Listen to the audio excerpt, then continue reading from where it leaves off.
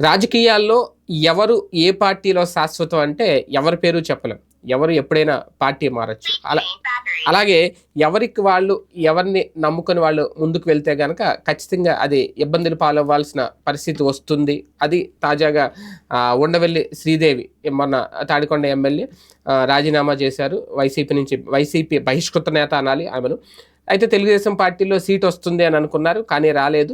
ఎందుకంటే ఆమె జగనన్నను ఎంత ఇష్టపడ్డారో, లేదంటే జగనన్న పేరుతో ఆమె రాసిన కవితలు కానీ అసెంబ్లీలో చదివి వినిపించడం, ఒక రకంగా సొంత పార్టీ ఏ పార్టీలో ఉంటే ఆ పార్టీకి ఆ స్థాయిలో డప్పు కొట్టేస్తామన్నట్లుగా ఈ గుండె జగనన్న జగనన్న అని కొట్టుకుంటుంది అధ్యక్ష అని ఆమె వినిపించిన డైలాగ్ ఇప్పటికే సోషల్ మీడియాలో వైరల్ అవుతుంది. ఇప్పుడేం కొట్టుకుంటుంది అధ్యక్ష అని అడుగుతున్నారు అందరూ కూడా.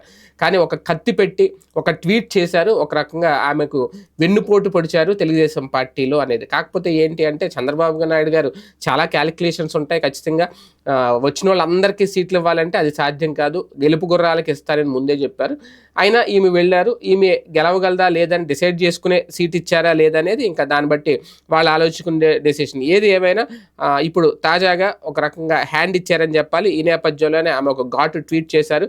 తనకు టికెట్ దక్కలేదనో లేక మరేదైనా బలమైన కారణం ఉందో తెలియదు, కానీ టీడీపీ అభ్యర్థులు 3వ జాబితాలో మాత్రం ఉండవెల్లి శ్రీదేవి పేరు రాలేదు. ఈ నేపథ్యంలో ఆమె ట్వీట్ చేశారు. ఇప్పుడు ఈ ట్వీట్ రాజకీయాల్లో ఆసక్తికరంగా మారింది. అంటే ఆమెకు కొత్త కథ అలానే ఉంటుందని కొంతమంది చెబుతున్నారు. ఇంతకీ ఆమె చేసిన ట్వీట్ ఏంటి అంటే, ఒక రకంగా వాస్తవానికి వైసీపీ నుంచి టీడీపీలో చేరే సమయంలో శ్రీదేవికి చంద్రబాబు గారు టికెట్ ఆఫర్ చేశారు అనేది మరి ఎంతవరకు వాస్తవం తెలియదు. ఆమె అయితే అనౌన్స్ చేయలేదు అధికారికంగా కూడా. ఈ సమయంలోనే చంద్రబాబుకి ఆమె 3 ఆప్షన్స్ ఇచ్చారని అంటారు. ఇందులో ఒకటి తాడికొండ నియోజకవర్గం కేటాయించాలని, 2 అలా కాని పక్షంలో తిరువూరు అసెంబ్లీ లేదా బాపట్ల లోక్సభకు తన పేరు పరిశీలించాలని చెప్పి ఆమె విజ్ఞప్తి చేశారంటే, అంటే ఒక రిక్వెస్ట్ అయితే పెట్టుకున్నారు. కానీ ఆమె కోరుకున్న 3 సీట్లు ఎక్కడా దొరకలేదు.